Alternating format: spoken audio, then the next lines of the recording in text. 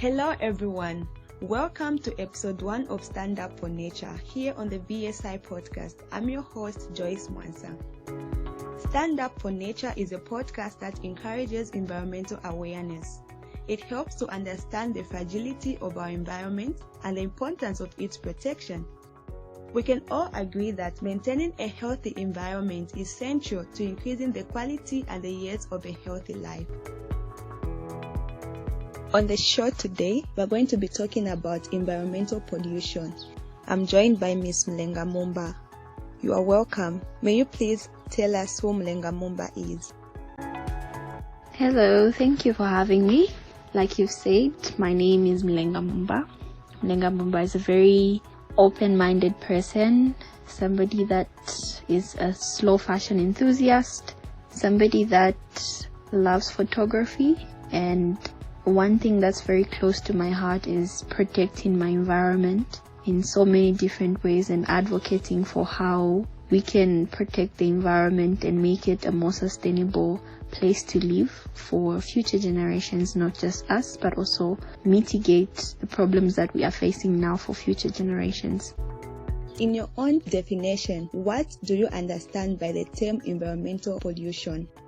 Unfortunately, our country is facing a lot of different types of pollution, mostly air pollution, which is by far the most dangerous type of pollution we could be experiencing as a nation right now. So this type of pollution can be produced from vehicles, which really releases a lot of gases such as oxides, carbon monoxide. We also have pollution from factories. Those emit a lot of gases. If I could name some, I would probably finish the whole podcast just me naming the types of gases that are released from these industries. It really affects a lot of residents. For example, surrounding areas such as Lusaka West. Lusaka West has a lot of industries there going on, which has affected their daily lives as human beings. In that area, we have situations such as foul odors. We have people with situations developing a lot of types of different illnesses because of the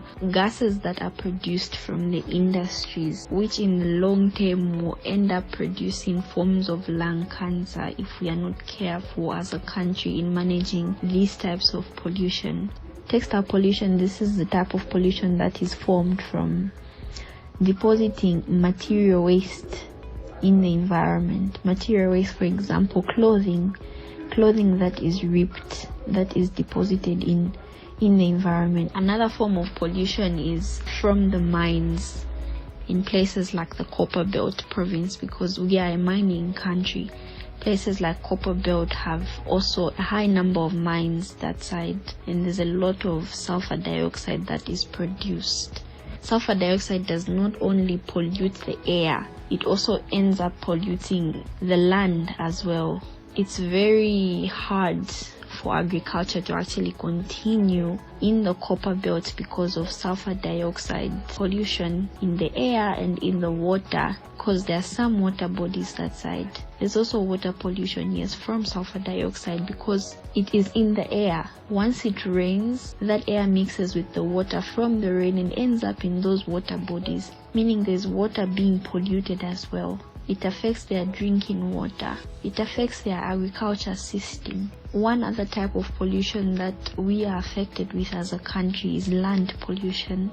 Like I mentioned earlier, it's basically just human activities. A lot of people have become, it's sad to see, it's a very sad sight to see people depositing waste material in the street, people depositing their plastics, their trash from different sources, just depositing it carelessly in their environment, like it doesn't matter, like they don't see that it is actually visually polluting their space. Land pollution is very common, especially in town areas such as Lusaka, such as Ndola. A long time we used to think Ndola was very clean, but now the aesthetics has changed because people are now polluting the area. People are now polluting the town area. They deposit plastic which ends up clogging drainages in people's places, which ends up clogging drainages, and then the very people that actually deposit this plastic in the environment, we are the very ones that go and cry to the council to say they are not doing their job.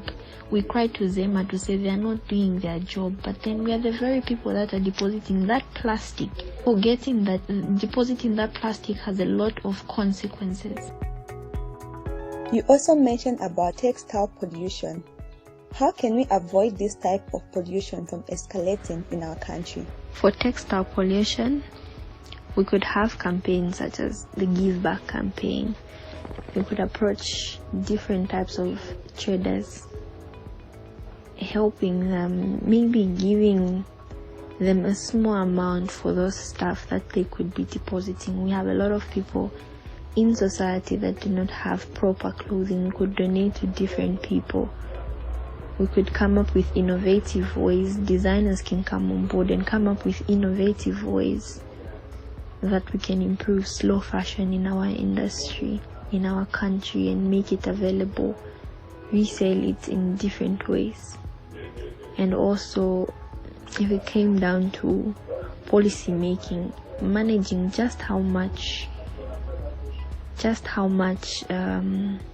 clothing is coming into the country, second-hand clothing is coming into the country, so our country doesn't become a dumping site from first world nations that are actually throwing out these clothing because they also do not have ways of managing this textile waste. Thank you so much, Ms. Mulenga, for educating us about pollution. What advice can you give our listeners concerning the fight against pollution? One last piece of advice I would give everyone is, let us change our mindset. Let us change the way we act, because we only have one earth, we only have one environment. This is the only earth that your children and my children will have to inherit. Let us make this world a better place by taking responsibility of our waste.